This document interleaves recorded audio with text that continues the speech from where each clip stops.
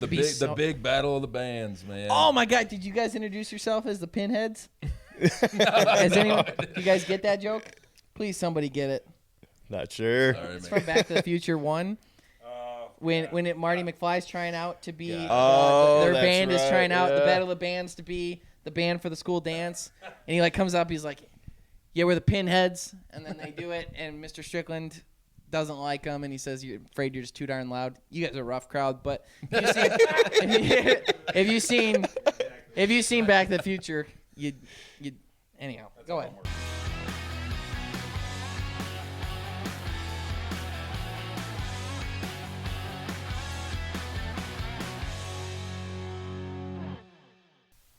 Hello and welcome to episode 117 of the Greenway Outdoors podcast.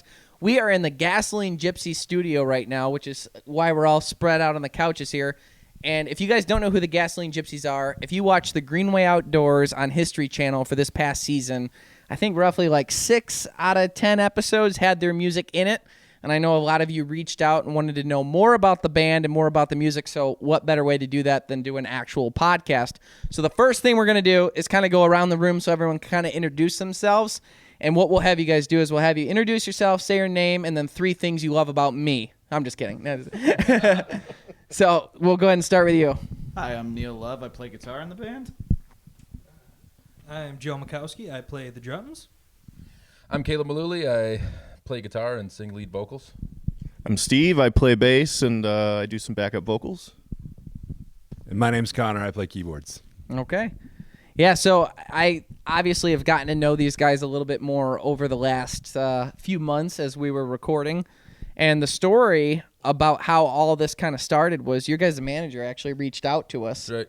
And he's like, you know what? I really like what you guys are doing, and I think this music might fit for you. And I got to be honest, we were like on a search for good music to fit into our show.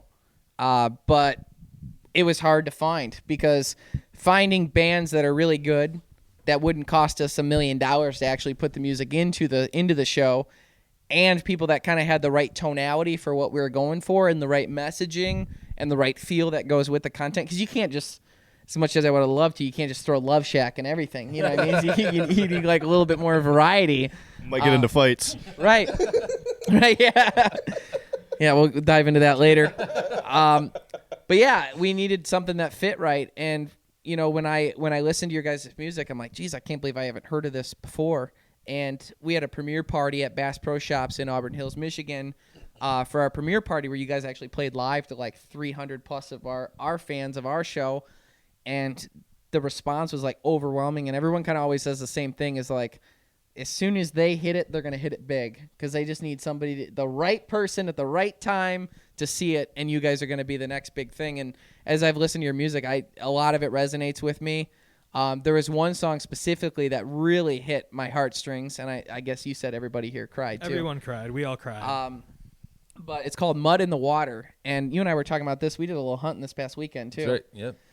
And when we were talking about Mud in the Water, you have to listen to the song. So if you go to the Gasoline Gypsies YouTube channel, you can listen to it there. And the song itself, though, is so deep because it talks about somebody that has a dream and a goal. And obviously, when you have dreams and goals, as you're working towards them, life can get pretty hard. It's not always easy. And that resonates with me more than anybody. You know, we've been building this company for 8.5 years to get to where we are today.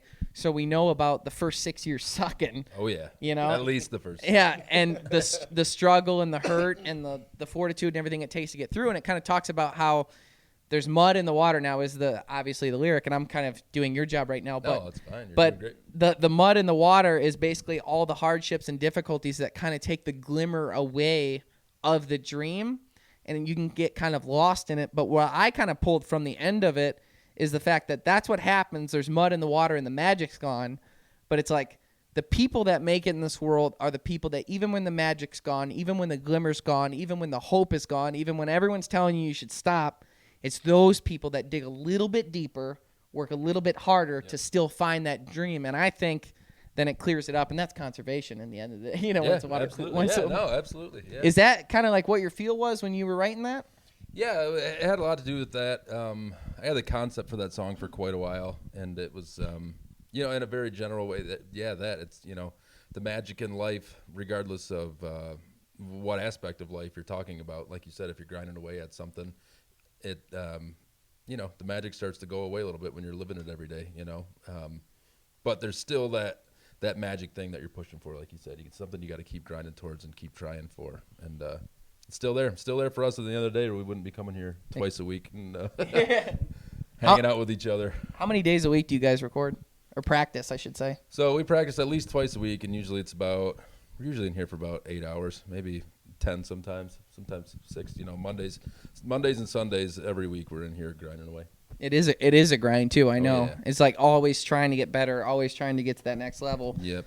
Your guys' music is great. I really do have a feeling that one day you guys aren't even going to want to be bothered talking to people like us. No way, no way. Yeah, you can see it coming.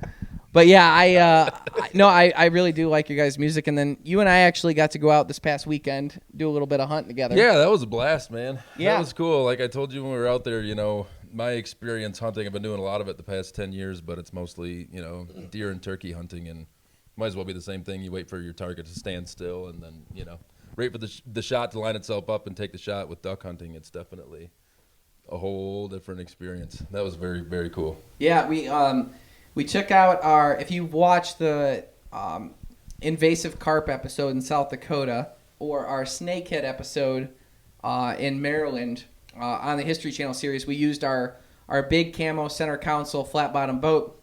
And that's what you and I took out. Yep. They don't make a blind for that boat yet, so you got to see me and Jeffrey's makeshift wood wood paneling where it's like all built up around the boat. It didn't look that bad, though. No, it didn't. I think my favorite moment was us driving back and the wind blowing so bad that I had to, grab the whole piece of grass that was whipping you in the face the whole time and hold it back on the edge of that boat. We were driving over Whitecaps. That was we have a video funny. of that, actually. What do you think?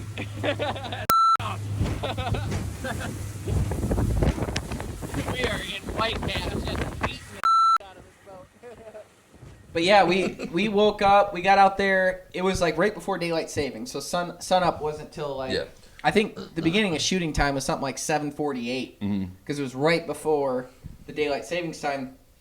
And we got out there, I think we were there 6:30, 6:45, and we hit the water, and it's on Saginaw Bay. And those of you that know Saginaw Bay, it is really, really, really shallow, and it really depends on the time of year too, as far as where the water depths are and stuff. And we had the wind blowing off the shore from behind us. So in a lot of the water that we were in, it was like 1.5 feet of water. We have a 150 horse prop engine on that boat. So we had it tilted. Caleb was right in the front of the boat, and I said to him, we can go together. I need you to know I've never done this. I've passively done similar, but never with this boat in this situation. This is going to be somewhat new to me too. So we go out, and the first thing we do is we just set up all of our, we find a good area where there's a bunch of ducks, but in the open water, but the wind is just whipping. So the boat's kind of like a kite, because it's got this big wood frame all the way around it, and the fast grass that is on it is just shoving it like a kite. And we're well, we'll put out the decoys, because there's a bunch of ducks out here. It's only 4 foot of water, and then we'll anchor just short of the decoys, and things should work out. And while we're putting out decoys, we're putting them out and floating through where they were, and then driving the boat up, and then putting them out and floating through where they were. And every time we went through, you're there's ducks in the decoys. There's ducks in the decoys. Yeah. They were out there the whole time. Yeah, they were buzzing us pretty much as soon as we started putting them out. It was that was wild compared to my only one other experience. I'd never seen so many ducks. What do you think? Thousands? Yeah, it was definitely thousands. wow. Out on the horizon, it was looked like flocks of blackbirds coming through. That was something. It's the sheer number of ducks that are out there on Saginaw Bay is just overwhelming. I'm not going to say where we were in Saginaw Bay because I don't want to get hated by everyone listening to this, because you just get crucified. That'll happen. Oh, yeah. Oh, yeah. They're looking to hate me as it is, so I'm not going to give them any ammo. But we set them all up, and then we go to anchor, and I'm I think we're moving. He's I think we're moving too. And it's all of a sudden we're going through the decoys. It's oh, shoot. Yeah, not to mention picking up all those decoys at the end. When we decided to move, that was wild. Those things were spread out like crazy. Well, yeah, pushed around. because it was 4 foot of water, and I had 6 foot lined with weights on the decoys, thinking that would be enough. It wasn't with the waves. It was white caps going out. Yeah. which is strange because Yeah, normally that would be wow. like going to shore. It was Right. whitecaps going out. And I'm like, I don't think those decoys are sticking, and we certainly aren't. So we make the play. We're like, forget it. So we spend like, I don't know, probably 45 minutes Yeah. picking up those decoys because there was 36 decoys we had out. Yep. We only lost one Yeah, Yeah, out I'm of that, which surprised is- it wasn't more. because they all blend after a while. Like you losing Yeah. them in the waves. And we decided to move in, and then we tried a spot where it was only like 2 foot of water, and because you're taller, so that's how you lost the boat. Of like the first person to try and get out of the boat and see if they are good. Yep. And he tried to like stand on the anchor into the sand, like get it dug in, but that didn't work. And I was, I'm glad we didn't put out the decoys until we tested that first. That was a good call for sure. And then we decided we're like, forget it. We're gonna try to go all the way into shore and just talk into the grass at shore. And then we did that, but now it's 10:40. You know, it's like way too late in the day. And then we got set up, and then we ended up.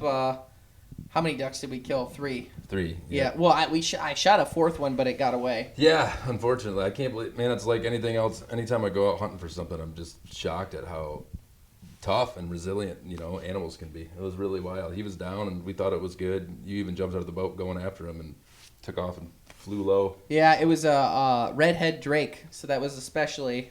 You're saying you love redheads. And then there we went. I'm a bluebill man. My myself, girlfriend's you gonna know? listen to this. I did not say that. I did not say that. I'm a bluebill man myself, honey, but but yeah, we ended up shooting a few ducks, and you got your first experience. What did you think of? Like, what did you like about duck hunting? What didn't you like? It was really cool. I liked, the kind of the camaraderie aspect of it. You can sit around and joke and be loud and not worry. We were sitting there telling stories half the time while we were waiting for ducks to come in. And like we talked about a little bit, when you're deer hunting or turkey hunting, you can whisper and get away with talking a little bit, but it's not like, being able to joke, especially with the nice cover you guys had, get a little animated talking and stuff like that, get to know each other a little bit better. So that was really cool. And them coming in so fast. I mean, it happens like that with deer and turkey hunting too. Like, oh my gosh, they're there, but not like you have 10 seconds to do the right thing and then your shot's over. It was crazy to me.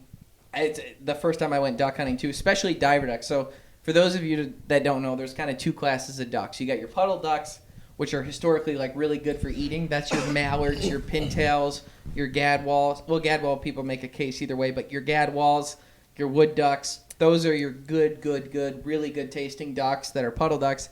And then there's diver ducks. Now the difference is like the diver ducks, they dive underwater to get their food, so they're eating plants from underwater. But a lot of them can tend to eat fish, and then their meat kind of picks up that flavor, so people don't like it as much.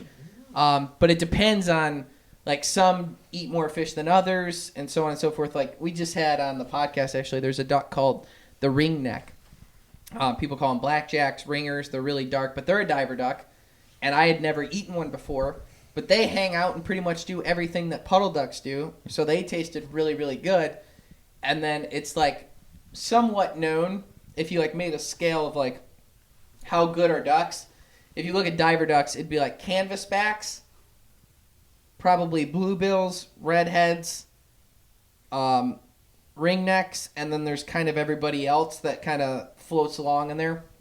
And we've been doing on our podcast like eating random ducks, like That's cool. just straight up though, like not just like salt and like cooking them on the grill and seeing Yeah. what that's like to see like, is it true? Because like people be like, oh, don't eat that, and then it's okay. Oh yeah. That happens with a lot of fish too. Yeah, that's happened with me with pretty much everything. Kind of like I told you, I kind of, none of my family really hunted, so I taught myself for the most part how to do it. And you hear everybody talking about how disgusting venison is. How I had buddies for the longest time. I just got into turkey hunting a couple years ago. Tell me how bad turkey was, and they'd rather go buy a turkey from the store. And it's like, man, I just had to try it, and now it's so much better. So much, even my girlfriend, who tends to be kind of a picky eater, is like, man, I would rather have that wild turkey any day of the week. So that's interesting. You guys do that with the ducks. It's like to me, wild game has like a cleaner flavor to it. It does. Yeah. Like when you go to a farm, like don't get me wrong, I eat cow obviously, but like you go to a farm, God forbid you go to a factory farm or something, you look at all these cows pressed in these areas and like the smell and the look and the cleanliness of the entire gamut of what's going on, and then you go up on a wild deer that you just shot, and you tell me if you didn't know anything, you were an alien dropped down from the from Mars, and you came here and had no idea which one was good and which one wasn't, you would definitely pick the deer. Oh yeah, absolutely. You know what I mean? Yeah. And that's always been fascinating to me. But I really like some of the recipes you put together today. We were here at the studio hanging out with everyone, and we had I'm calling it Friendsgiving. I'm not going back on it now. And you cooked for us, and I know what goes into putting together a meal like that, and it was no joke. What were the recipes? Like, what did you cook? What was it? I took pictures of everything, so we'll put those up while you're saying it. But this was some of the best. I mean, you make me feel like an idiot because this is better than a lot of the cooking that I've done. Like, this is really good stuff. Thanks, man. I appreciate it. It's a skill I've been working on for a while, and I've always looked forward to cooking for more than it's usually just been a couple people at a time. So Yeah. It was a cool experience. So we did walleye chowder, walleye that was caught right here in the St. Clair River, close to us here. 3 different kinds of wild mushrooms in there. We had hen of the woods, oyster mushrooms, and morel mushrooms. So that was the soup that we did. We did. It was good. Yeah, it was pretty good. Tell everybody where you got those morels. Very funny. Yeah, you tried. Yeah. I know better than that. Yeah, I get my Onyx out. Yeah, Why don't right. you give me a pin here. Yeah. We did some venison pastrami, which was pretty cool. I do I have a corned venison recipe. So it's basically corned venison that you take and you roll it in some seasonings and you smoke it. Yeah. Here's the thing, though. With corned beef, typically, because that's like what most people are used to, I don't know, man. I thought the corned venison was better. I hate when you get like a fatty piece of corned beef, like where you're like picking around the fat and stuff. Yep. That was, I mean, it was just straight good quality protein, but you also made sure it was tender. Yeah. Yep. So that's And you don't shoot anything less than 140, so. Oh, yeah. Right. Yeah. That's funny. That's a funny joke. That's a funny Guys, that's a joke about giant deer. something that I've never even seen. There you go. So yeah, that's just corned venison. I actually rolled it in some whiskey from our friends at Gypsy Vodka. You're supposed to use a little bit of alcohol to get the seasoning to stick. So we did that. That's why I've been walking funny since. Yeah, that's right. My first drink, guys. Yeah. We did some turkey thighs wrapped in bacon, turkey bites. It was my first time trying that recipe. I was pretty happy with how they turned out. Normally with turkey legs, I slow cook them, similar to the way we did the venison shanks that we had today. That's what I do with my turkey legs. Is I Yeah. slow cook them and then let all the meat drop off away from all the Exactly. tendons. And a lot of people don't know too. Is like you get a turkey drumstick for like I did it. I think maybe I've everyone's tried it. done it. Oh, yeah. yeah. Oh, Where yeah. you're like, I'm gonna do what they do, with those big turkey drumsticks and the thing, and you do it and you bite into it. It's nothing but tendons and ligaments, and it's just like. I tried it once. I even brined that for like 3 or 4 days with the Doesn't turkey matter. legs, and yep, I made one for me and one for my girlfriend. And guess who ate 2 of them? Yeah. And who ate leftovers out of the fridge?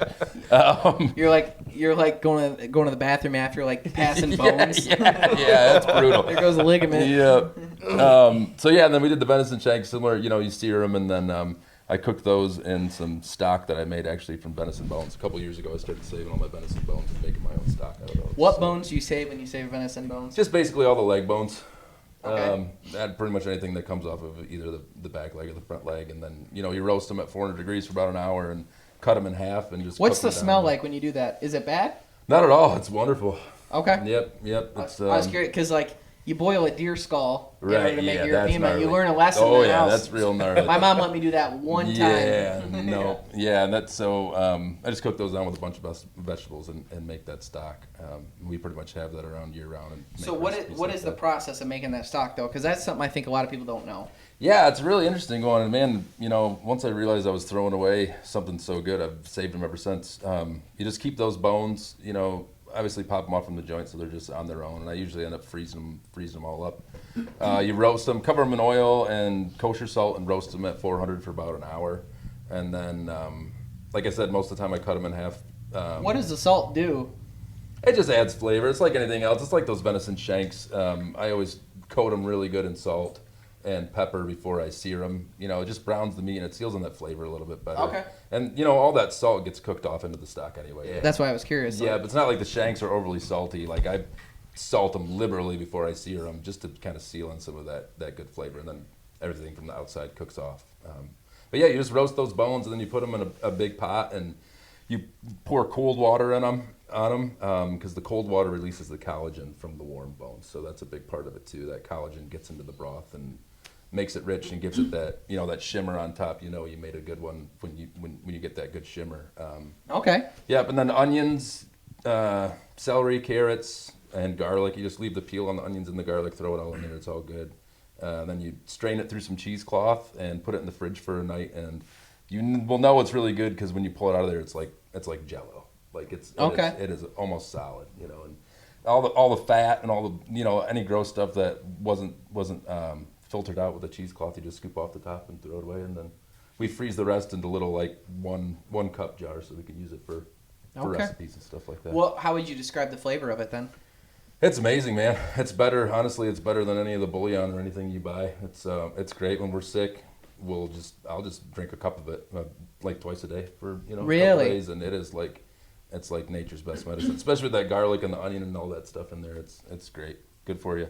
That's interesting. Yeah, I've always been fascinated with like marrow and stock, and like that's like a level of learning I didn't have. Like my dog always got the bones. Yep. Yeah, that's what a lot of people do, and that's more power to you. Just for I try my best. Obviously, I don't save. I would like to get into saving the pellets and the hooves and stuff. I don't save any of that right now, but I try my best to take anything that I could actually use and enjoy. The pellets are interesting too. You got to involve somebody else at that point if you're getting them tanned and stuff. Yeah, and we live in an apartment in Port Huron, so it's not like I've got a place where I can put like all over the walls. Not get looked at weird. Yeah. Yeah, no, I get it. I was also fascinated with the walleye, the soup. I would equate your walleye chowder to more of a potato soup with fish in it.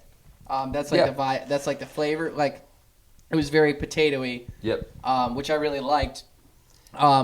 You forage for mushrooms and stuff like that. Obviously, you got all three of those, and you said you'd send me the spots. But sure I did. You also sure I did. Nice try again. I took you duck hunting. You didn't think I'd come knocking? But another thing that I found really fascinating is the chicken of the woods. Yeah. The texture of that mushroom, it's a really unique one. Super easy to spot in the wild, and there's no lookalikes really like that one either. That's so good. You'll know there's like about 5 or 6 of them, maybe even 10 in Michigan where you can pick them and pretty much know what you're getting.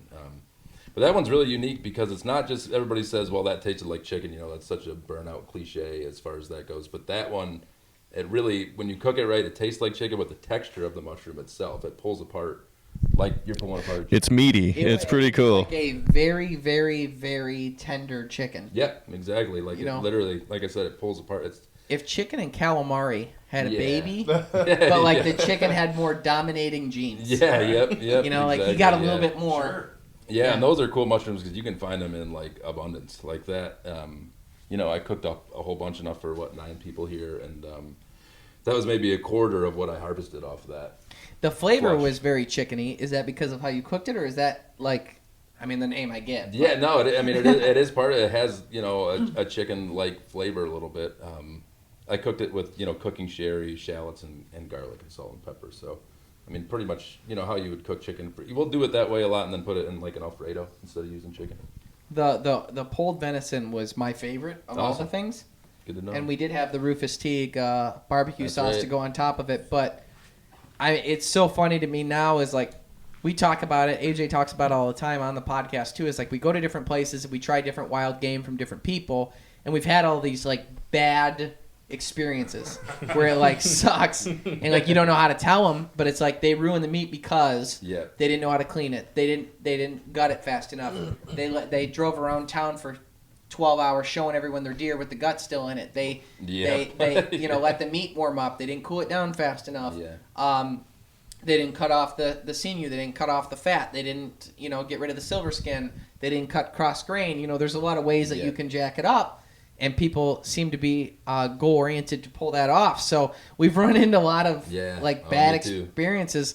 And to know that you didn't grow up around it, like your mom and dad weren't like, I got lucky enough that I had my dad. He deer hunted and bluegill fish. So I got really good at those 2 things. Right. The rest of it, kind of like duck hunting, I had to figure out. But your recipes are just out of this world. Like there's not a hint of what someone would say game flavor. Yeah, and that's the amazing thing about the shanks. For years, I spent an extra hour per year that I was cleaning up, because I'm pretty picky about getting all that silver skin and sinew off there just to get, maybe a pound or 2 of extra ground depending on the size of the deer out of those shanks.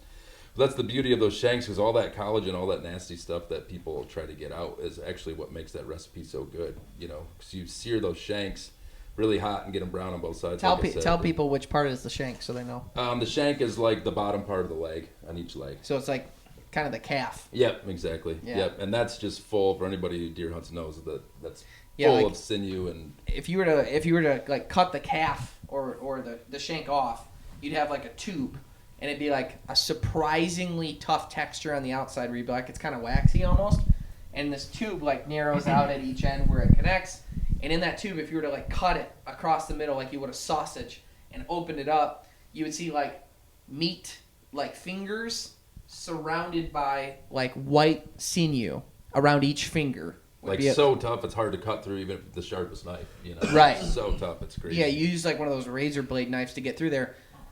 So you leave all that together Yep. like that. Yep. And that's what makes it taste so good because all those little bits, you have to cook it I cooked that well overnight and into the morning. I had it cooking until I left to come here. And one more time, just so they got their calf muscle cut Yep. off. That now, what's the next step? So you take those, always make sure you blot your stuff dry before you sear it because if it's wet when you sear it, it'll end up steaming the meat, which you don't want.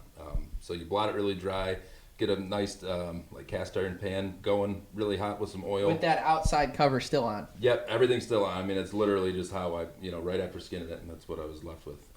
And then you sear it on each side till you get a nice brown on each side of it, and then I'll put it with some onions and garlic that I browned up in that same pan into a slow cooker, and then I use my venison stock, which I make, and fill it up so it's barely covering it, and then you just put it on. I put it on high for a couple hours, and I'll switch it to low until I'm ready to eat it. And I mean, it's like you said with the turkey, you just grab that bone, and the bone just comes right out, and it's all.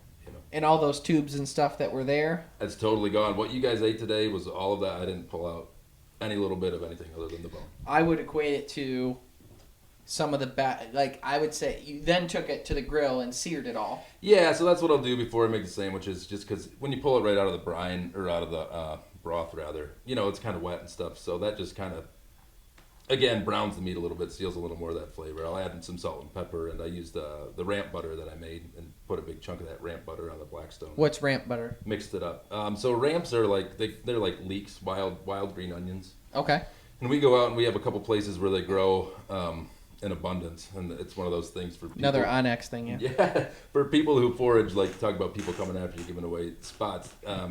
The leeks themselves, it takes them 7 years to grow to something that you can use. So people will go nuts. It's like a big thing online with the foragers. Like, I don't can't see a lot- believe you pulled the bulbs out. You're a monster, But it's crazy. I mean, better than probably anybody. Yeah. But Not a lot of 85-year-olds planting them though. yeah. So you just harvest them. You just gotta be good about it. I take a one or two out of each little patch and leave the rest to grow and spread out. But yeah, so it's like a wild onion basically, and we put them in a food processor with a bunch of butter, a little bit of lemon juice, and some salt. And we, I usually have 2 or 3 bricks about this size that I keep in the freezer for special recipes and stuff like that. Like when the Green Outdoors team's coming. That's right. Yeah. That's friggin' awesome. So then, I mean, you seared it on all sides. It gave the meat a nice little, some of them like kind of that burnt ends Yeah. type, sear to Yeah. them, which is like interesting because when you think venison, when you talk to people, you're like, if you overcook it, it's going to pick up a game flavor and taste bad. Yep. Because there's no fat to like buffer it. It's just straight protein. Like if you ever burned your hair, it reeks. You know what I mean? I'm not picking on you specifically. I just, There it is. Look at the hairs. That guy's burned a few hairs.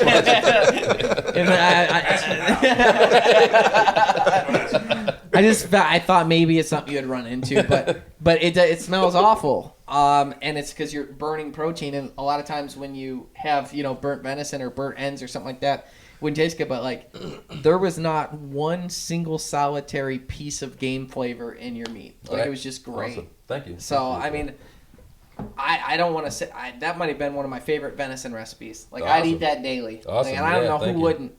And that just goes to show you that's like the preparation that you went Yep. through, and obviously the time you took to do it. We were talking over lunch, and I will get some of you guys to weigh in on this too. But you're working with Penn State on an interesting project right now. Yeah, so I do a lot of foraging, not just for food, but also I've gotten into the past couple of years foraging for medicine, a couple different plants that we used. I try to live as naturally as possible, and there's, they can only go to a certain extent, but ghost pipes are what we were talking about. And It's this amazing little plant. It glows. It grows without the use of any chlorophyll, which makes it very unique. It has a symbiotic relationship with fungus that grows on certain tree roots. Okay. So it takes its nutrients from the fungus that grows on those tree roots, and that's how it grows. And it's been used for a long time, starting with the Native Americans for anxiety and like panic attacks. Some of them used it for pain. Some of them used it for like a cold medicine. It has a lot of different uses. And it's something we started using for anxiety, panic attacks with, some of my family members. My mom actually has fibromyalgia, and it's amazing. I gave it to her. She was at her wit's end, wanting to try pretty much anything she could. So I gave her some of that, and within about a month and a half, I think, she called me pretty much in tears about how much it changed her life. It was pretty wild. And that's when I really got into researching it a little bit more. And I saw somebody at Penn State was doing a study. Her name's Savannah. And I reached out and said, hey, I got some pretty interesting stories. We've been using this for years. And she ended up sending me this big, huge kit in a styrofoam container with some ice packs and little vials and stuff like that for me to take samples.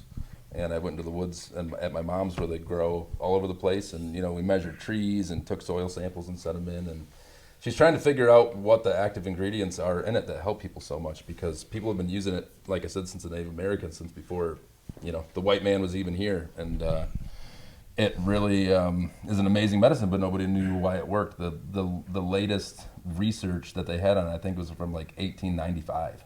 And wow. Yeah, that was the last time that a scientist actually sat down and tried to figure it out. And obviously we've made a lot of strides in science and medicine. So she's one of the first people to really seriously, research it and look it up. It's pretty cool. That's super interesting.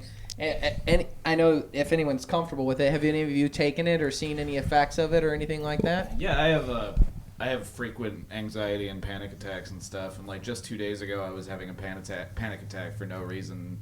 Took like half a dropper of that and let it steep under my tongue for like maybe just like 30 seconds, and it was literally like my shoulders just melted all the way back down and my chest loosened up, and it was just like, it's almost an instant reaction. It's not like where you like take like when you take like a pill or something like that. It's like I have to wait for it to kick in 30 seconds, a minute, 6 minutes before you feel better or whatever. This is an instant reaction that happens where your body just goes and resets. What's interesting about it to me is like I don't really suffer from anxiety, but I'm always like, I always ask people like deeper questions when they say that they have it or whatever. It's like, what is it? And then I'm like, well, maybe I have had it, but maybe I just never knew what that was when I couldn't sleep. But when I talk to people about this specifically, and like as you're talking about everyone trying it, having these same effects like you are, it's like what hasn't been studied since 1895, and like when you started finding it and stuff, and people are trying it, is like no one's like leading you to believe, like you're not being prescribed by a doctor that this will fix this. It's right. Like Caleb has this thing that might help you. You know what I mean? And for people that like feel it, it kind of takes away the likelihood of placebo because It's not like a doctor saying here, which is interesting to me that it just seems like it's helping so much. And just like we haven't discovered so many things about this world. We only use like a fraction of what our brain is capable of. We know nothing about our oceans. It's like all the different things that we could get into. I listened to something the other day where they were talking too about the space around us. That like as far as we can see into space, it would be like if you took all of the oceans on the planet Earth with as far as we could go, we've only scooped a 12-ounce glass of water of like what we've looked into so far. Wow. It's like crazy. and it's like it's just so much vastness and so much going on that like these sorts of things, like where it really helped you, is just interesting to me. It's like no one knows about it yet. You better, what's going to happen now though. You're going to get a lot of people messaging you. Like this stuff. You better come up with like, and I won't charge you much, but no, I'm just kidding. You're going to want to come up with like a branding, and I don't know what the rules are because like you're not. Yeah, people do sell it online. Actually, you can buy it on like Etsy shops and stuff. Well, we got to make you an Etsy shop. Yeah, hey man, I'm all about it. We'll have our own Gasoline Gypsies brands of ghost pipes. Malooley. I even like the name. Yeah, It's kind of sweet. yeah, you should look at the plant whenever you get a second. I mean, because it looks like a pipe. It's white, pure white. It's a weird looking little thing. And it looks like a pipe, and it's really strange because you cut the plant and you put it into like the highest grain alcohol you can get, basically. So we can only get 151 here in Michigan. So you put it in this 151, and within 10 minutes, it goes from this white translucent plant to the liquid being so dark purple that you can't even see through the glass jar. Really? It's really wild. So when Yeah. people take this, is there alcohol in it then? Yes, there is alcohol in it. Yeah. It tastes pretty awful. It doesn't taste Yeah, like- but it's certainly not. I've had mouthwash. Yeah, It's kinda like that, yeah. It's not enough Yeah. alcohol to give you any sort of reaction from the alcohol itself. The alcohol, So like it a- dissolves whatever those active components are, and it kind of breaks them down and releases them. Yeah. Don't use rubbing alcohol though. No, don't do that. No. Man, he was way off. I don't feel good at all. Alcohol, yeah. Do not take rubbing alcohol and put it in your body. you were talking about it with about your mom and how like she had knots in her legs that were so painful. Yep. And they're gone now. Yeah, it was like it's- 75-80% of her knots in her legs because they use it. So it's used for anxiety and, like I said, like severe anxiety, panic attacks. Actually, they found closely related to trauma in your past, and also it's used for nerve pain. And who knows what'll continue to be found. Yeah, I'm really excited. Savannah and I talked it was supposed to be a 30-minute Zoom conversation before she decided if I was serious enough to send me this stuff. She probably gets some wackos. Yeah, that's You know? exactly. Yeah. Especially, putting it out on Facebook or social media. But we talked for like an hour and a half, and she was like, the season's over. It's like, well, it's not, because out at my mom's property, they're everywhere. I sent her some pictures, and she sent me the kit, and I sent it back. So I'm very curious to see what she comes up with about the active ingredients. So the knots, what are the knots? Yeah, it's just like knots, like normal, like the knots in your back that you Okay, get, that yeah. sort of thing. But with people with fibromyalgia, they can get to the, they feel like they're never going to go away, and it's so bad you have a hard time walking and getting around and stuff like that. There's a woman, her name's Jackie. And matter of fact, she likes your guys' music, but she might be the only one at the premiere party that didn't get to fully enjoy it because she happened to be sitting up against the speaker on the right side, not the other one, but the right side. I felt so. She's probably a little deaf. I'll speak into the mic so she can hear me. But Jackie is like, she's I don't even want to say, because I know that if you say, I think you're supposed to say massage therapist, but if you say like, it can be offensive. She's the greatest human being at doing this ever. Her name's Jackie McDonald, and you can find her on Facebook, and I'll put her website in the thing too. If you happen to be in Michigan, she's incredible. But she is like, I'll be like, yeah, I have like a really bad knot right here, and she'll be like, and then that will release. Yeah, like that's she wild. knows all about Oh, it. yeah. But she's really into that stuff too, and I wonder Ghost Pipes if she added that to her repertoire, because she's absolutely incredible. But there's so much science to it that we still don't understand the body that well, and she's just so in tune. Like, you can lay down and not tell her what's wrong, and she'll feel all over and be like, this hurts, and this hurts, and you're like, yep. Whereas like any other time I've gone there, like using their elbow and stuff, Yeah, and they right. don't know what they're doing, and you're just hurt more that you went there in the first place, and you're on a vacation, Yeah, but oh, now yeah. it's ruined. Yeah, Sounds like you've maybe gone through coming from a it. personal place. I'm here to vent. The other thing with those ghost pipes, that all that research and everything everybody says about them comes from that research that guy did in the late 1800s, and they say there's a chemical. His reports stated that there was a chemical in there that can be bad for you if taken in large doses. And I'm not a doctor. I'm not saying I know. It's the rubbing anything about alcohol, it, yeah. but, yeah. But all the research that It's the shine. No, I'm just that kidding. I've read from now, all the new stuff, they've pretty much proven that that doesn't seem to be a factor. And my mom takes it every single day in the morning and at night. It has wow. zero adverse effects. Again, I'm not a scientist. It I helped with don't her know knots in for her legs, sure, though? but yeah. Yep.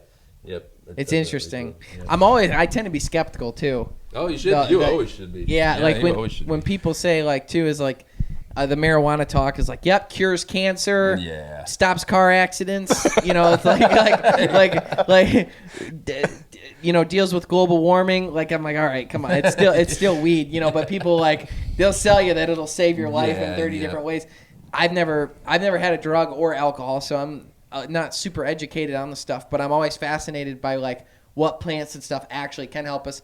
And I do think God put everything here for us to be able to take care of ourselves naturally. So I lean towards excited about it, but skeptical. Sure. But I'm excited to see how that research goes. Yeah, I'm very, very excited. Too. It's cool, man. I've seen your mom a lot. We've known each other for almost 20 years, but in the last year, I've seen her out and about more than I think I have since we were Yeah, younger. and It's cool, man. It has turned her life around, and It's so cool. She says all the time, it could be a placebo. I don't care. I'm so glad too that it's like Penn State, not like OCC or something. You know what I mean? Like, you got the real deal on the side of it. Yep. The Greenway Outdoors is brought to you by Ram Trucks, built to serve.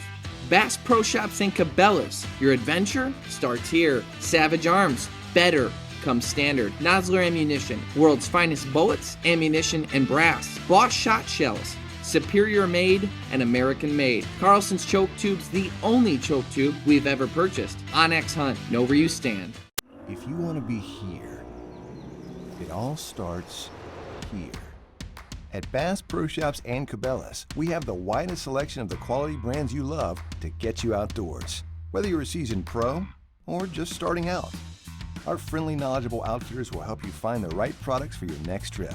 Shop with confidence with our low price guarantee. Plus, club members save even more on great gear with exclusive member pricing. Bass Pro Shops and Cabela's, voted America's best outdoor retailer.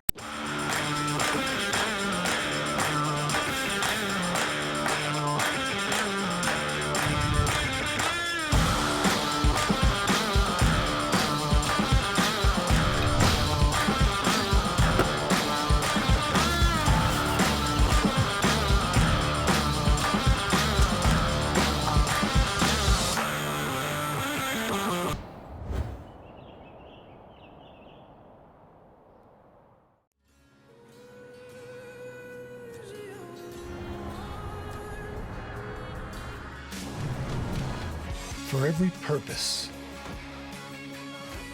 for every path, for every soul, for every season, there's a Ram.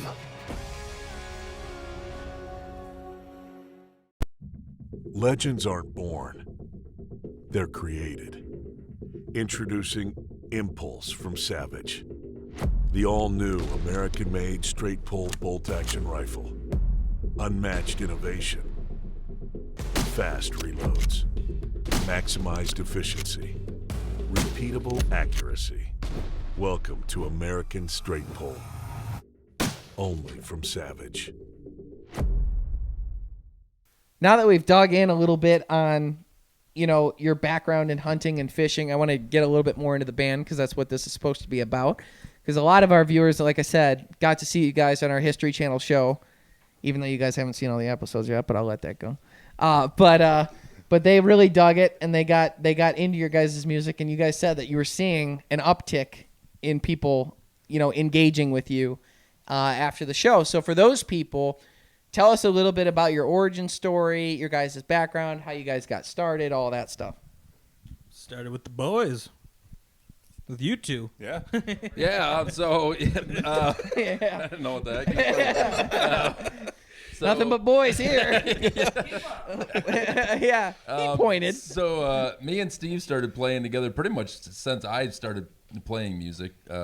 Steve and I have been playing together. He, I think, was playing for a couple of years before that, but only a couple of years. Yeah. We started a little band called SLR, and we won't go into what that means on your podcast, but it's the dumbest band name ever. So it was, you know, how we got our start. And I made a question. we both played guitar, and I was doing a lot of the songwriting, so I booted Steve over to bass. You did not boot me over to bass, but you did have a bass. No, I did have a bass.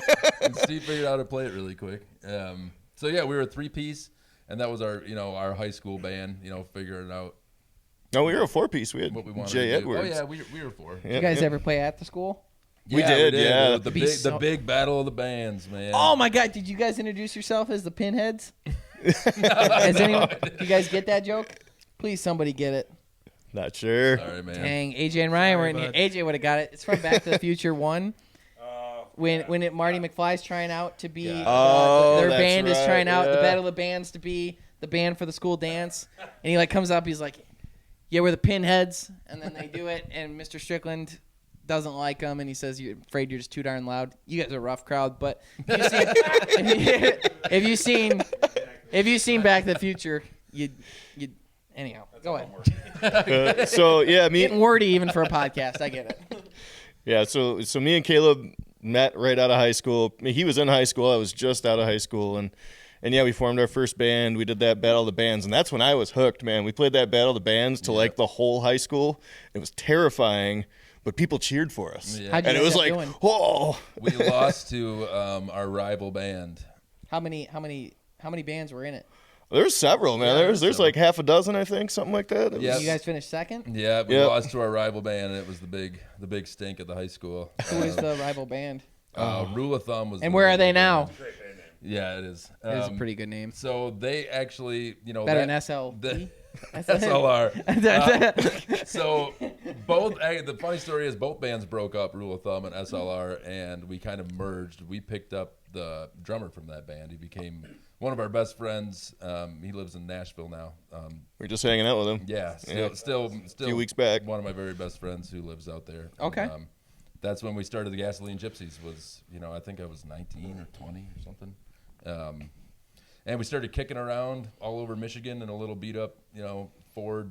Jason's Econoline van that he got for $700. Yeah, $700. That's beat the heck out of that thing. Drove all over. Sounds the like it place had been beat. Oh man, Yeah, it was rough, but it was sweet. Lawn chairs in the back, no back seats. It was awesome, man. Lawn chairs. Some of the best times ever. Yep. And that's like Steve kind of said. That's when we got hooked on traveling around and playing music. Yeah. It was just like it was the coolest time, man. It was the best. It's funny how like the sucky times when you look back in them, everyone says it sucks, but then you look back and you're like, that was actually pretty fun. Yeah, it was like, cool, man. I always say if I could go back in time and tell myself, there was a point in time where Ryan and I were in a tree stand when Ryan first started, and him and I were in a tree stand pig hunting, and ironically, Ryan, the other night, Ryan's behind the camera right now, but he's doing a little zoomy to let you know he's there. But we download because we had this like app we had to download to connect to this pig call, and it sounds like pigs going like it like really ramps up. Dude, on Halloween night, I was packing up my truck, getting ready to leave my parents, and it was like pitch black and kind of raining and really dark. And somehow that app got opened up on my phone, and I was like looking around me like frantically trying to figure out where the hell it was coming from. So that was the last time it had been opened up, was like 7 years ago. But the app kept carrying over on every phone I have. But Ryan and I were sitting up in that tree stand, and like he had just started. It was like I think only a second time filming with us, and we were talking about like the goals and like what we wanted to accomplish and what we were gonna do. And now that we're like doing it, I wish I could go back in time and tell those two kids sitting in that tree stand and be like, "Hey, enjoy yourself because it will end up working out." Absolutely. The problem is you're always scared while you're doing it. That I just wish I could have known it was gonna work out. But then at the same point, when you're like, you wouldn't have succeeded unless you knew it was going to work because you wouldn't have put it all in to make it happen. So for anyone out there that's like going through it or working towards something or anything like that, there's something to settling in, knowing it's going to happen. Obviously, you can't know that for sure, but telling yourself that it's going to happen so that you can enjoy the lawn chairs in the back of the car and the sitting up in the tree stand with $82 to your name and the company, and you still got to get home from Texas, and you're with like sketch people. Yeah, we had some nights like that. Oh yeah. Yeah. Dude. Texarkana, buddy. Oh, I want to hear the Texarkana story right now. We were just there. It's a pretty short story. We just stopped in Texarkana for the night. We camp in a lot of Walmart parking lots. I can't remember exactly like where. Asking for it in a Walmart parking lot. It was a Motel 6 in Texarkana, man. There's two sides of Texarkana. We weren't in Texas. We were. Oh. And dude, all right, so we pull in, man, and it's like dusk. And it's one of those motels where like the doors open right to the outside, and there's two floors, and there's a balcony up top. The whole hotel, like, just people are like opening up the doors and just peeking out. Yeah, everybody was just like looking at us, and we've got a trailer filled with probably $10,000 worth of gear, if not more. And it was just like, we're gonna get robbed, man. Tonight? Yeah, tonight. It's happening tonight. In and out every 20 minutes. And they're all going to the same 3 hotel rooms. I couldn't sleep that night because for exactly that reason, man. Cars were zooming in and out of there all night. People were yelling and partying all night. I'm like, man. It's a Tuesday, man. Come on. yeah, like it was a weekday. What the hell are you guys up to? It was wild, but yeah, we've had our experiences out there. Yeah, we were just in Texarkana, and there's like a clear divide between. There's like a wealthy side of Texarkana, for sure. and there's another side of Texarkana. Yeah, so there's We had actually- breakfast in the bad one every day, though. We had found this restaurant that we really liked, and we ate there every day. There was Hotel 8's on It was 3 doors down from the prison, so anyone who's looking, they had great pancakes. Actually, they didn't bring us our food the one day. They refused. Yeah, they really messed over somebody. I know I got screwed one day. I assume it's Ryan. Ryan always gets for whatever reason, we can go to any restaurant in the world and they won't bring me a refill. Did you guys see how I brought my own drink? I couldn't trust you because I can't trust anyone. We'll go to in the last 50 restaurants, 42 of them refused to bring me a refill. Like, I'm not in the refill club. I got something on me. Caleb, we eat out a lot too, and Caleb's like the hangriest damn person, and he's always the last person to get his. Oh, dude, he's the worst. And Caleb is always the last person to get his plate when he's the hungriest human and the angriest human. Well, oh God. Let's not go down that road. Yeah, that was a fun night. The next person. What's a hangry Caleb like? Oh, he's a Opinionated? grumbly. I have gotten a lot better. No, He he's has. silent. I'll give him He's that. silent. Oh, he's just You know he's just mad because staring? he's not. You better talking to just you. not say anything to him. Exactly. When I get angry, I've learned to just keep my mouth shut, or I'm going to be the biggest whatever the world. And now they just get angry at me when I don't say anything. So it's like, I don't know what You they're talk not with your for. eyes. Something happens and you're like, Suck it up. Anyway, and There it is. He's a little hungry now. Yep. So their old drummer left, and I was 20. I was almost 21. Okay. No, it was like a year, whatever, who knows. Just turned 20, and heard they needed a drummer through a friend of a friend. We were looking for you there for a minute. Yeah. And I went to open mic one night and met them. They told me to come out audition, and You went did? outside or You something. couldn't tell? Look at that guy. You didn't know he was a winner? Come on. Oh, okay. I was a baby. I was a little baby. But yeah, you went outside or something, and me and Steve kicked into Zeppelin, and we went through like half a Dazed Confused, and Steve was like, "You're in the band." I He was like, "Ah." flipped me out. He played every John Bonham drum lick note for note, and I was like, well, okay. And I guess that's a thing now. You're here. It's. I assume, like, how much, give me percents, and we'll have each of you talk into the mic one at a time. Give me a percent of how important it is that you like the person compared to their skill. So the first percent is like, second percent is skill. Let's keep it to 100%. You know, what do you like as far as like if you're bringing somebody on the band? Because for us, it's like 90-10. We'll teach you anything you need to know, but you got to not suck. You know. Well, I mean, I always say we got really lucky with this group right here. I've been in here 10 years now, and we're all still friends. We argue really well when we get into business stuff with the band. We always talk it through. And I think when anyone asks me, about the band or anything, I was like, man, we're really good musicians. It's really good that we're all good guys too. Like that's a really, really important part about Right. it. So give me the split. Top percent is importance of personality. Yeah, probably. Yeah. Like, what would you put it? Like 60-40, 70-30? Let's do like 60-40 or something, because even if you got that work ethic, we'll still help you along and show you. And you just got to be willing to work with us. What's your percent? I think it's I'm 60-40 or 70-30. Like, I couldn't sing for garbage when I got into this band. Like, I had zero singing experience when I got into here, and I just kind of was like, all right, I'm going to learn, because every time I try to learn something, I always do trial by fire. I'm like, well, I'm just going to go suck at it in front of people, and then I'm never going to want to do that again, and that's going to motivate me to practice. So. That'll do it. What do you bring to the band personally? Like, what do you think you bring to the band? I think I bring kind of like the arrangement side of things is where I really feel like I shine. Like, I've studied music theory pretty intensely over the years, so I feel like I can kind of like take like a skeleton of a song and really kind of like, I kind of look at my instrument like a puzzle piece where I'm like, all right, here's all of the chords.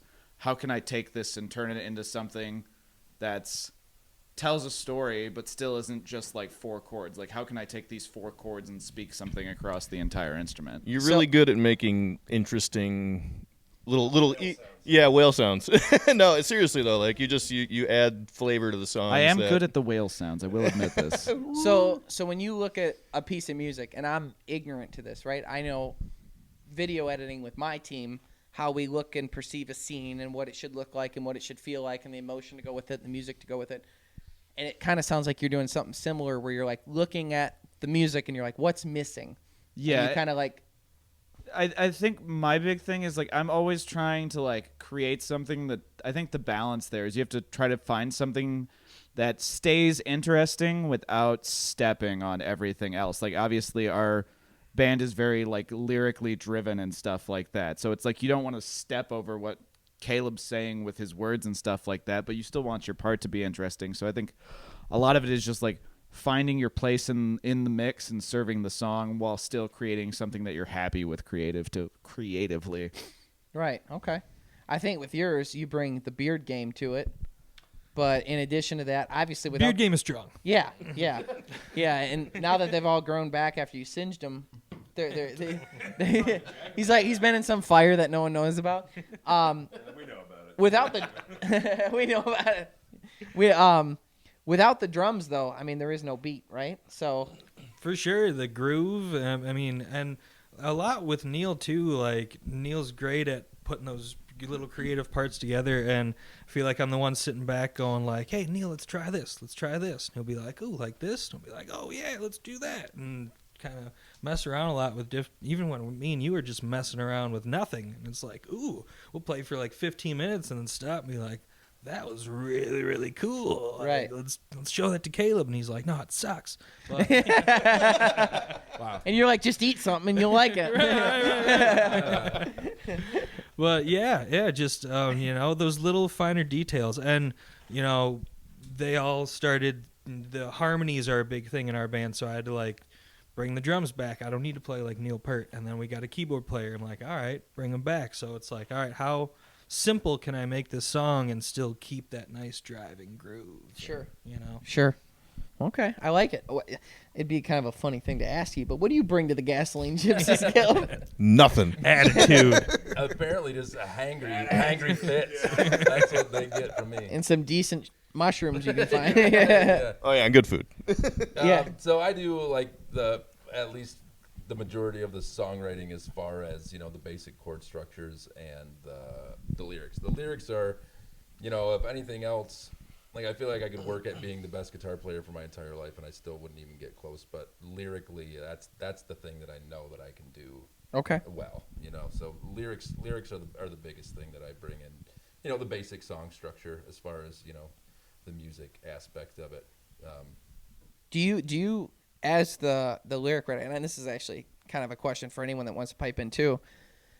I struggle to watch outdoor TV, right? Mm-hmm. I struggle to watch anything in our demographic and be like calm about it. Yep. Like I'm super opinionated. I'm like, I know where you screwed up there. That's a mistake. Oh, yeah. I don't like this. I don't like that. Or, nah, you had something there and you blew it. Like I don't know. I wouldn't call it jealousy. It's just like my competitive nature. Like I wanna fight. I have become I could probably speak for a lot of us. I've become a pretty hardcore music snob, and it's just it's par for the course in any industry that you're, especially putting your heart and soul into. If you're passionate, I think that's what happens. Yeah, and that's lyrically, like you said, that's I like all genres of music, but to pick on one of, if I hear Dixie cups and pickup trucks rhymed one more time, I think I'm gonna pull my hair out. It's a great rhyme though. Like it's just hearing those same lines regurgitated over and over and over in literally the exact same way. Like you said, it just drives me absolutely crazy. It drives me nuts. That's part of the reason why I like your guys' music too, is because I like the lyrics a whole bunch. It was like in the beginning of this podcast, I kind of broke down one of my favorite songs because I just find the depth of it so interesting. Obviously, you guys have some songs that aren't like super Sure. deep. Yep. But do you find more respect for different musicians that go deeper with their lyrics, like tell a story like Mud in the Water, or do you find them more like topical ones? Yeah, I mean you like now. Yeah, I think it depends. It depends on the song. There's certainly a lot of like poppier songs that I still really like because they, they found the right sound they were looking for, and they portrayed their emotions really well. You know, it Like can Love certainly- Shack. Yeah, just like Love Shack. Yeah. It can certainly lean the other way where people try too hard to get super wordy and like try to sound too deep when They're not. Yeah, like That's the worst thing. But it's almost Oh. worse. Yeah, it's almost worse the other way. Oh. So you have to find the right when it comes to lyrics, in my opinion, especially. You have to find the right balance, and that's like what Joe was talking about with serving the song. And we've all worked very hard on this concept. It's what is the minimal amount that I can put out there as far as like especially the amount of words that I use to portray that really strong feeling without trying to oversell it or without just staying so poppy or so generic that it's the same thing that everybody else heard. It is a very fine balance. There's like a few lines that like most hunting and fishing shows say where they try to get some sort of emotion out of it, but like the rest of the context and the story doesn't build up to it properly. So it comes off like really strange. Yep. But also it's like a talking head of, as you said, pickup trucks and Dixie cups. Yep. And that's where it's like, I think too, and this is where what I get from it too, is like you said, you're a music snob, but I know you and I are a lot alike as people. And one of the things is like, I don't get mad when I see those things because I think I'm better than anyone. Sure.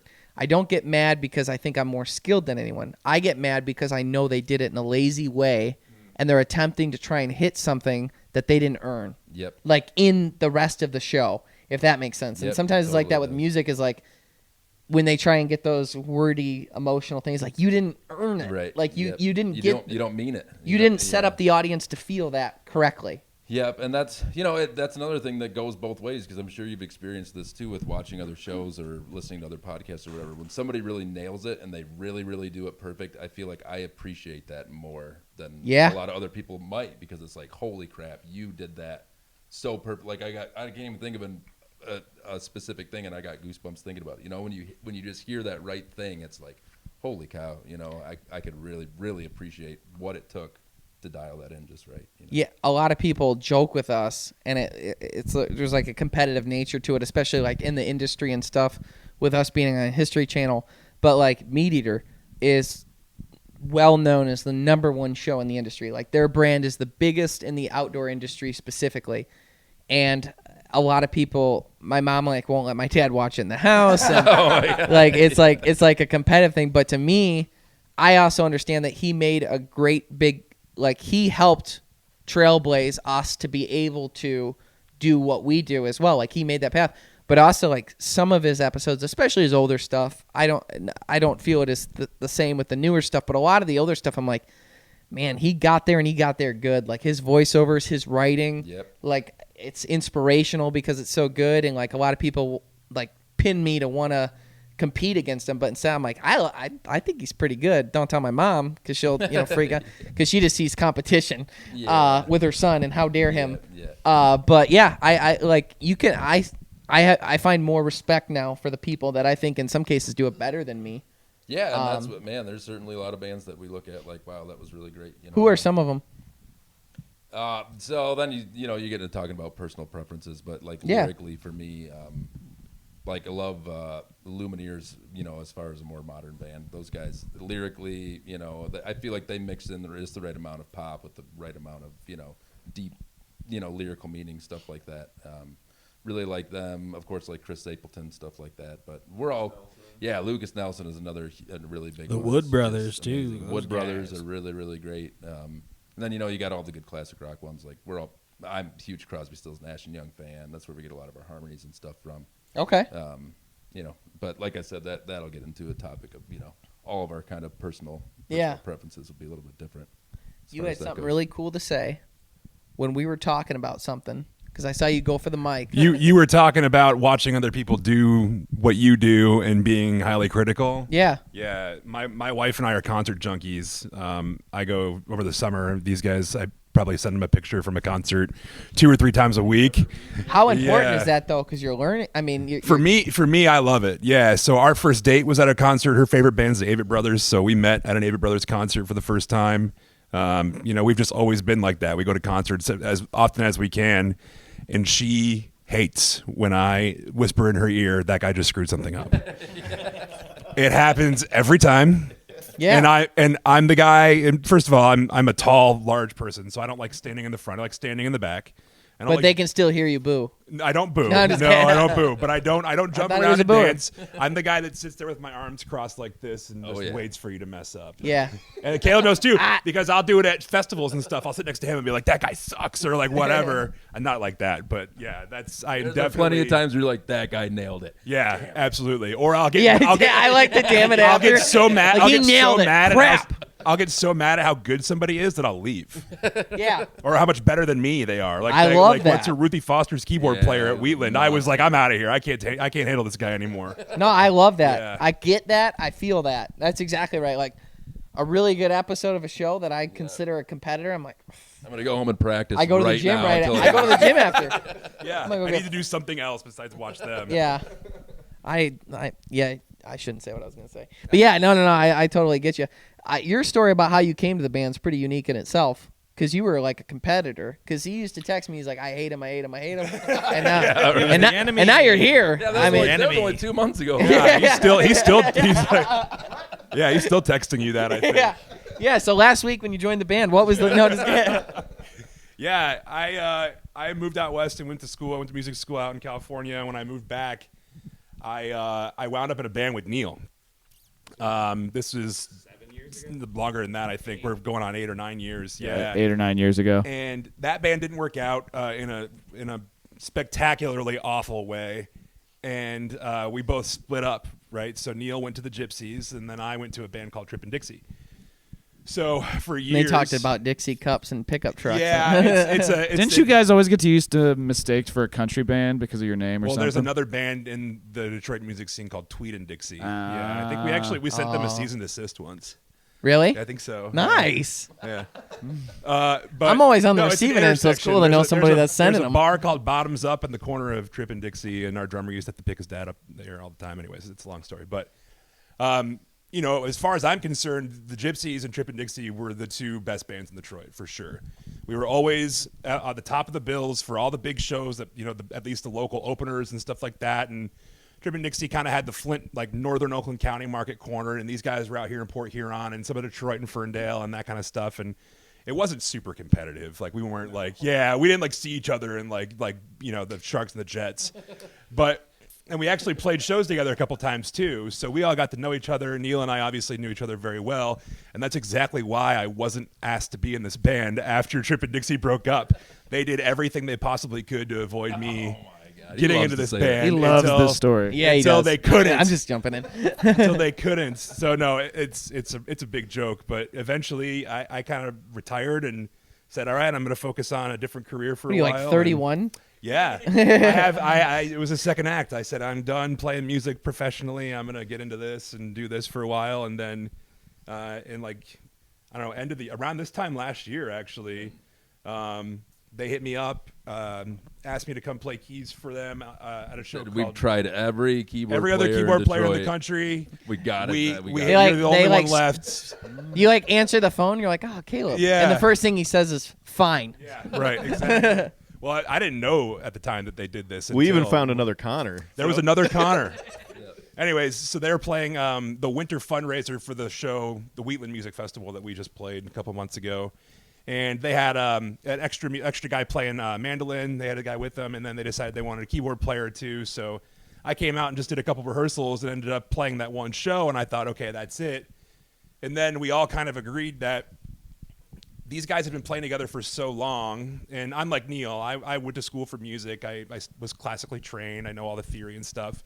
So I speak his language, but I've also been involved in a lot of other bands. And that's what sets us apart, I think, is that these guys have been in this band together for a long time, while I've been kind of floating around doing a lot of other things. So they're like brothers. And when your brother says something to you, like, you suck at this, you say, well, you suck at this. Yeah. You know what I mean? So me, Loser. I can come in here and say, you suck at this, you suck at that, you suck at this, and you suck at that in so many words, right? Yeah. It's a fresh perspective is what it is. Sure. Yeah, it genuinely brought a lot to the table. It's a lot less negative than I'm making it sound. It's just kind of me. Yeah, it's just me. This is how Connor phrases. Yeah. So, but no, it's a new set of eyes on a process that has been honed over the last 10 years. So it's kind of just putting the finishing touches on these songs, and then particularly on the business side of things too. Like I said, I speak Neil's language.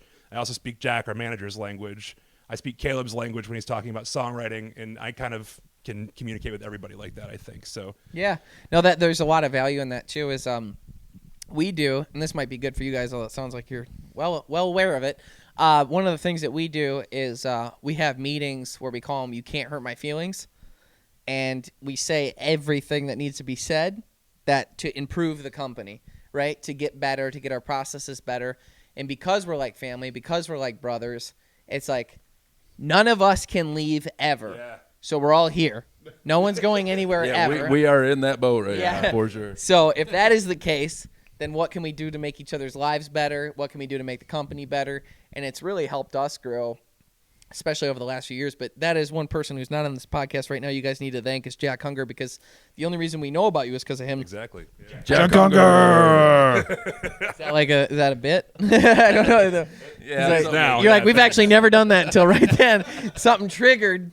We never. Apparently, It comes back like once every couple years. Yeah. Well, It's funny. We're doing, introduction to the band story is really funny because Jack and his wife heard us for the very first time at a little bar that was called The Unwind when Steve and I and our old drummer Jason were in that crappy Ford Econoline and hit a little spot up north on our way where we booked a gig, and Jack and his wife were there. okay. Yep, and I don't know if I should say this. Should I? Seems like you should now. He said I decided I want to work with you guys because you got me laid that night. That was the first thing he said. Yeah. Oh yeah. Oh, man. Jack, No, I'm would, just say that- Jack would tell that story to anybody. I don't know why. Yeah, I know. No, he's married. It sounds like it was. It was with his wife. Just It so was you at guys least know, some. It was like pretty consensual. Yeah. But anyway, so yeah, that's where Jack first heard us, and him and his wife followed us around for a little while, and we had a falling out. Our previous manager kind of burned us pretty bad, and we were like, hey, It was also my band's manager too. I don't know Yeah. if we want to work with somebody who's been in the music business, but rather Sure. somebody who believes in us and has some really good business sense. And we just asked Jack one day, hey, what do you think about managing a band now that you just retired? Yeah. He was all about it, and the rest is history as far as that goes. Well, he saw us on CBS. We were on a CBS interview talking about our show launch on History Channel, and he reached out and was like, hey, I think that this band, just listen to the music, give it a try, but I think you and Caleb would really hit it off. He mostly sold me on you of being like friends with me, of like you guys would be friends. Yeah. And he's like, listen to the music, and we have been actively, like I said, looking for the right music to fit the tonality of our show, and it's like impossible. And I like listened to your guys' music, and I was like, holy crap. I was like, and then there was just one hit after another that worked, and I was like, there's more than one here, and I was like, that's cool. Yeah. And it ended up working out, and that's how it all started. So it was pretty. The Greenway Outdoors is brought to you by Ram Trucks, built to serve. Bass Pro Shops and Cabela's. Your adventure starts here. Savage Arms, Nosler Ammunition, Bosch Shot Shells, Wilderness Athlete, fuel for the rugged, Tracker Boats, fish the finest, Eagle Fishing, designed for the savvy angler, Rufus Teague barbecues, snacks, and spices, Rectech Grills, it's more than a grill, it's a way of life, Sea-Doo, make your own waves, LEM Products, motivating people to hunt, process, and prepare their own food, Quiet Cat, the leader in electronic bikes for hunting, fishing, camping, and exploring. Consistency. That's what you aim for with every practice shot. So when you're out in the field, you get that same consistency every shot. With Carlson's choke tubes, consistency is what you'll get. Our choke tubes are long-lasting, high quality, and made right here in the USA. Carlson's choke tubes, pattern tested, hunter approved. Find out more at choketube.com. Are you anxious to get going? Knowing that the clock is ticking and time truly is the most precious commodity in the world? Then you, my friend, are in good company.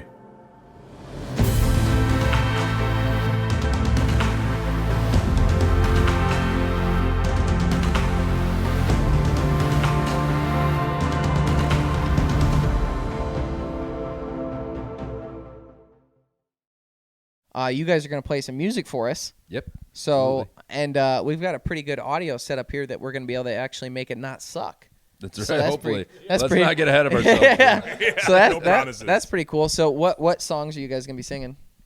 I don't know. Honestly, we hadn't thought it through quite that far. Like, we're being 100%. I didn't know we were doing a podcast. Yeah, I thought it was well, just. we weren't sure how you guys wanted to take it as far as the music stuff goes. So, I'm thinking probably Mud in the Water would probably be a pretty good start. For sure. Yeah, since that was kind of the one we kind of got deep in. Maybe Mud in the Water and one bonus one. So Yeah, for sure. let's head it over to the Let's do that. stage. Cool. Sounds good.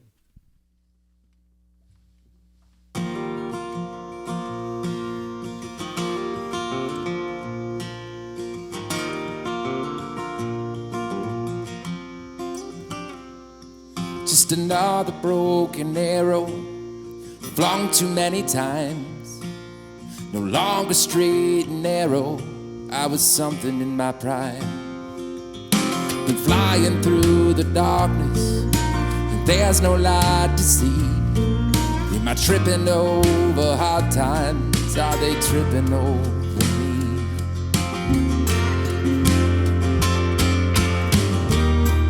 Make peace with the sorrow. What you stole from tomorrow ain't coming back, ain't coming back again. You'll break if you force it. It comes and it goes. You've got to let it out. You've got to let it in.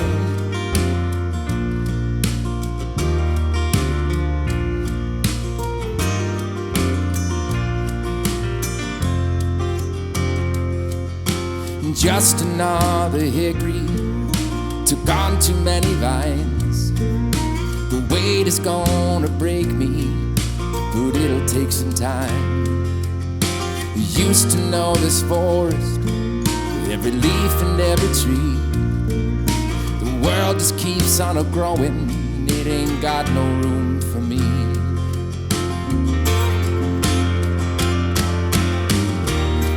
Make peace with the sorrow. What you stole from tomorrow ain't coming back, ain't coming back again. You'll break if you force it. It comes and it goes. You've got to let it out. You've got to let it in. Got to let it in.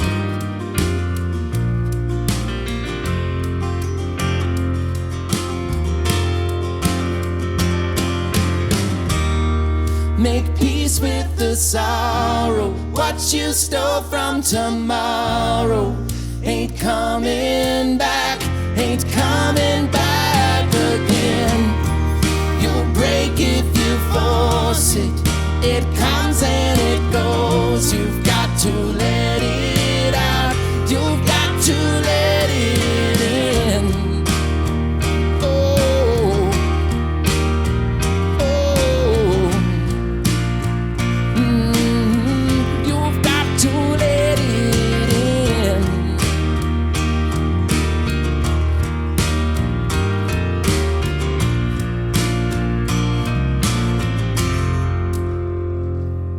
Just another broken arrow, flung too many times. No longer straight and narrow, I was something in my prime.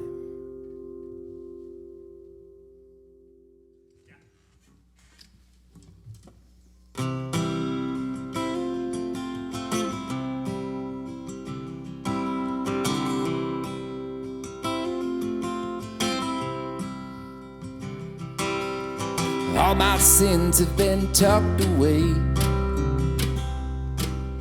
hiding from the light of the coming day. When the sun rises, I may come around, or I'll linger in the shadows till it sinks back down. When I was young, the water clean, life was like ripples on a flowing stream. Somewhere, darling, things went wrong. Now there's mud in the water and the magic's gone.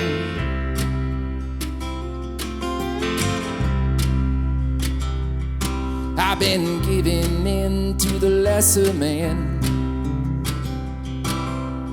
devil's been working with my idle hand. Tomorrow seems so far away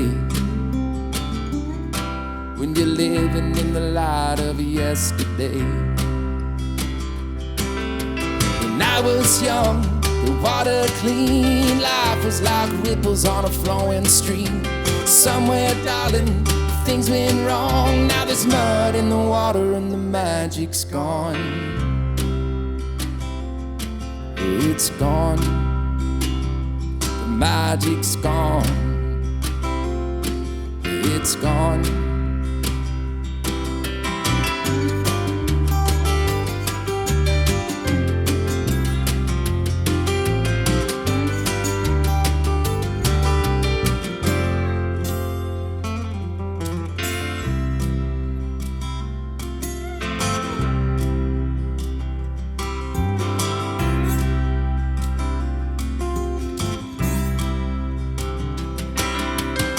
I've been drowning, standing still, praying for a break so my lungs could fill.